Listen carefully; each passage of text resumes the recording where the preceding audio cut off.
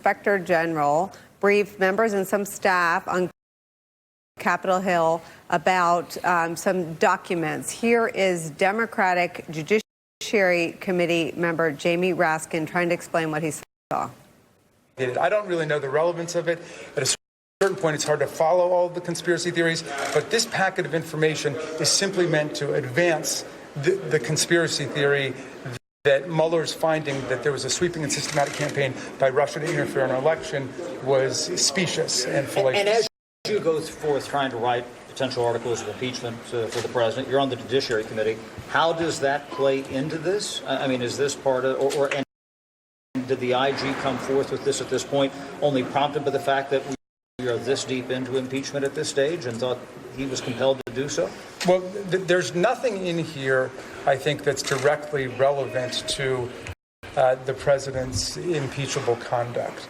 I don't think it relates to the president's high crimes and misdemeanors, but it does relate to efforts to sabotage Ambassador Yovanovitch and to basically smear a number of employees who perhaps were getting in the way of the president. And I think that's really the importance of this document, that there was an organized effort to go after people who the White House or perhaps Mr. Giuliani thought were getting in the way of the president's. Did the IG allege that? Did the IG allege that?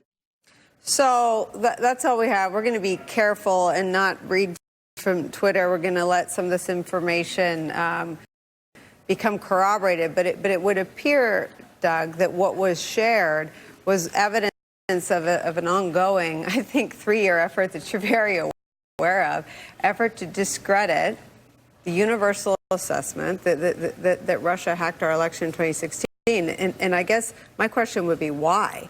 And if you're being impeached, or if there's an impeachment inquiry because you attempted to seek help dirtying up Joe Biden from the Ukrainian leader to impact the 2020 election, why are you still litigating 2016? Well, this is all about Donald Trump trying to protect his own self-interests. And in the call log, people forget, one of the other crazy things in that call log is the attempt by Trump to exonerate Russia from hacking us, because there's a conspiracy theory on the right that this actually all came out of the Ukraine. And he asked for a server and some stuff on CrowdStrike, which was a company that the DNC used. I mean, can you believe that? I mean, I think we can all believe it now, but this is another example of him putting his own self-interest ahead of the democracy and this national security of our country. The other thing I'd point out is I have yet to see the president or anyone in his administration to bring Republicans and Democrats together and have a real conversation about how we're going to protect our elections in 2020. You know why? Because he doesn't care. He doesn't care. Any other president, George W. Bush, Barack Obama, Ronald Reagan, George H.W. Bush, would have probably convened some sort of blue ribbon panel to make sure that our elections were protected in 2020. Trump has not done that. No one on his team has done that. He doesn't care. He welcomes the help from Russia, and that's why he made a light of it with Vladimir Putin.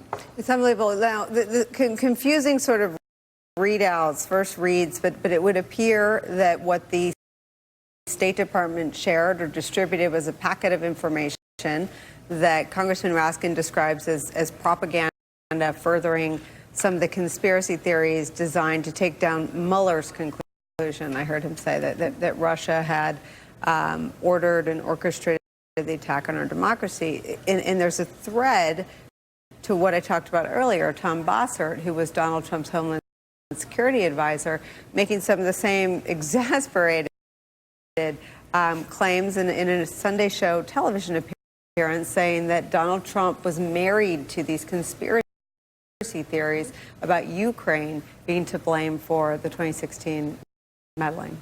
Sort of the definition of corruption, which is you move out of the way people who are not corrupt, you spread disinformation about them as a way to discredit them, and then you try to cover up up your tracks. And I think we see all of those examples in what Donald Trump has done over the past several months. And it's my impression that they're continuing to do this. And they're just digging themselves deeper and deeper into this hole. And so I think there's going to be a lot more that's going to be coming out, not only in terms of what they have already done to discredit very good professionals like our ambassador in the Ukraine, but also what they're trying to do to prevent the light of day being shed on their corrupt practices.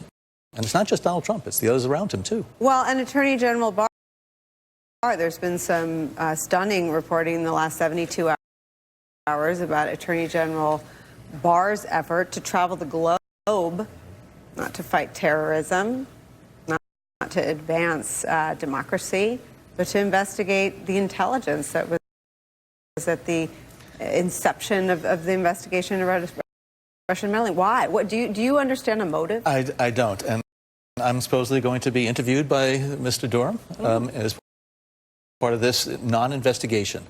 I remember William Barr, when he was testifying in front of Congress, he said he didn't understand the predication of the counterintelligence investigation that was launched into Russia's interference in the 2016 election.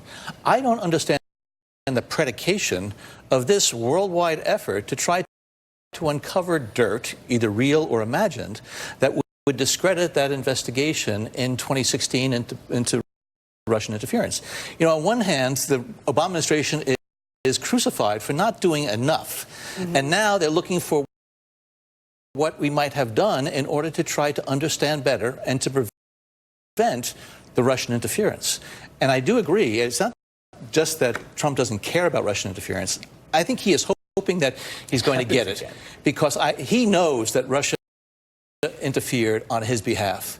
And I think as he sees his political fortunes dwindling, I think he really is hoping that his pal Vladimir is going to come through once again and help him get elected in 2020 if he's going to be in office by then. You just said that you're going to sit for an interview with the U.S. Attorney overseeing this investigation into the intelligence of Mr. Durham. Do you have faith in the sanctity of the investigation, or does the recent reporting in the last 24 hours that William Barr is basically co-investigating the matter with Durham? I mean, the recent report suggests that he's either working for Durham or he's running it himself. I mean, do you trust the investigation? It's difficult to say you have faith in an institution because institutions are made up of people. And by all accounts, John Durham is a very accomplished prosecutor and is a person of integrity. But my earlier hopes that Mr. Barr was going to be a good attorney general and not be the president's attorney, be Donald Trump's attorney, have fallen by the wayside. So given that Barr is now accompanying Durham on these things, it really makes me think that the hand of politics and of Trump are now being used to massage what this ongoing review, quasi-investigation is. So I am concerned. And if you want to meddle in America's election in 2020 and you're Russia or you're Saudi Arabia or someone, do you look at this Durham-Barr effort and think, oh, coast is clear, here I go? Or do you, I mean, what do you think the disposition is of the executive branch of the government about election meddling? Well, I think if I was a foreign leader, I'd look at the jokes that Trump is making. It's like, oh, the United States, this administration is not taking it seriously. So obviously there's not this full court press to try to prevent this interference. So what's to stop other countries, whether it be the Chinese or others, to try to interfere in some manner? So I think that there is great concern, certainly in the part of the professionals within the national security environment, that we're not doing enough. But also my concern is the signal that it's sending to the world in terms of this is not a serious person in the Oval Office who's going to try to protect the integrity of our electoral system. It's unbelievable. All right, NBC's Jeff Bennett is on the Hill with more on that urgent State Department IG briefing. Jeff, what are we learning? Well, Nicole, it turns out that urgent matter, in fact, wasn't all that urgent. The headline here is that this issue that was conveyed by the State Department Inspector General had nothing to do with what some other news organizations reported, and that was that the State Department had retaliated against career officials who wanted to cooperate with House Democrats as they do their investigative work as part of their impeachment inquiry. Congressman Jamie Raskin was the only lawmaker in that meeting between congressional staffers and the State Department IG, and apparently the IG brought forward this packet of disinformation, and a huge apology in advance because this is confusing stuff here, which I think anyone in that room would admit to being the case. A package of disinformation that had a return address from the White House. It was addressed to the State Department. Attention, Ruth. Ruth, I'm told, is the name of Secretary Pompeo's assistant.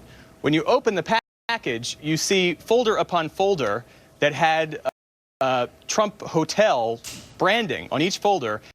And within each folder, Raskin says, was propaganda, disinformation that spoke to a number of conspiracy theories that Raskin says that Rudy Giuliani and President Trump himself have given voice to. In that package, Raskin says, was disinformation about Marie Yovanovitch, who, of course, is one of the ambassadors, former ambassadors, current Foreign Service career official, who the Democrats want to hear from late next week. It's not clear. In fact, Raskin says that this package that was sent to the State Department, he says it's completely irrelevant and has nothing to do with the ongoing impeachment inquiry that House Democrats are carrying out here. So this will have nothing to do with the investigation work that House Democrats are currently under. To what's been going on. There's been talk, whispers in the White House, people that I've talked to there consistently who are starting to wonder, like, do they need to lawyer up again? You know, the shades of the Mueller probe. As one person told me, again, sort of ruefully talking about the timing of this, that the Mueller investigation shadowed this White House for 2 years because of the president's conduct. But as we all know, there are some good people who work in these administrations, people who are just trying to do their jobs day in, day out, whether it's the White House or other departments, who felt like there's nothing they could do because of this probe. And as soon as the Mueller investigation ends, the new one basically starts because of the president's behavior and that very alarming and worrisome phone call with the Ukrainian leader. So yes, there are people around there who are looking at themselves like, do they want to stay with this? Do they want to stay to work for the government? And if so, do they need to hire a lawyer? We also could very well see a lot of some people heading for the exits in droves. You know, Corinne, one of the parts of the story that's so disoriented, I would imagine even for the White House staffers, is its speed. You know, and even watching Donald Trump's bizarre ramblings today, he's fighting yesterday's war. Yeah. The attack on the whistleblower is never wise. It's never lawful. It's never honorable. It's everything you said. It's a travesty, but it's also politically ineffective once you've confessed to every line of the whistleblower complaint. Yeah. Look, in the last 10 days, this has moved in lightning speed because it's so clear-cut. There is really not that much confusion to what occurred with the Ukraine call that Donald Trump made and what he asked for, right? The election interference. I think what we're seeing now, just kind of piggybacking on what Jonathan just said, I think it's like a yard of thread that's unspooling, right? And I think what we're seeing is the truth is going to come out. And I don't think that there are enough government officials that is going to stay on this sinking ship. I think we will see more whistleblowers, more people coming forward, and maybe that's the why of what happened today with the secret IG meeting. That's not so secret anymore. But I think that's where we are. I think people, like you said, are thinking about this, and they're thinking, I don't want to be part of this. Yeah, David Jolly, you know, I remember that scene in the Thomas Crown Affair when they've all got the hats on and you don't know where the, real one. I mean, this does have this feel of information and suspects and suspicious conduct, suspicious packages moving around with lightning speed.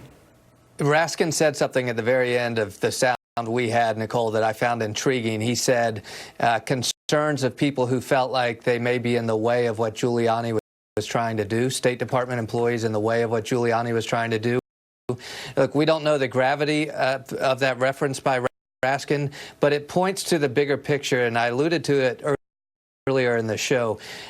I think that the House Democrats should expand their impeachment inquiry to include not just the president, but the Secretary of State, the OMB director, the vice president, and the attorney general. That does not mean that it would lead to impeachment charges against each one of them, but we see enough information coming out of state that Pompeo knew what was going on and is probably protecting Giuliani. It's an unbelievable statement. You think the inquiry would allow them to sharpen their investigative tools, I'm guessing, David Jolly? Yes, we know AG Barr was traveling the world getting intel related to this, and it all points back to Ukraine. We know the president's conduct. We know Pompeo was on the call. Who knew what when is going to expand far beyond the Oval Office, and I think it's worth investigating whether it results in impeachment articles against senior officials other than the president or not. We are going to sneak in our last break. Don't go anywhere. We'll be right back.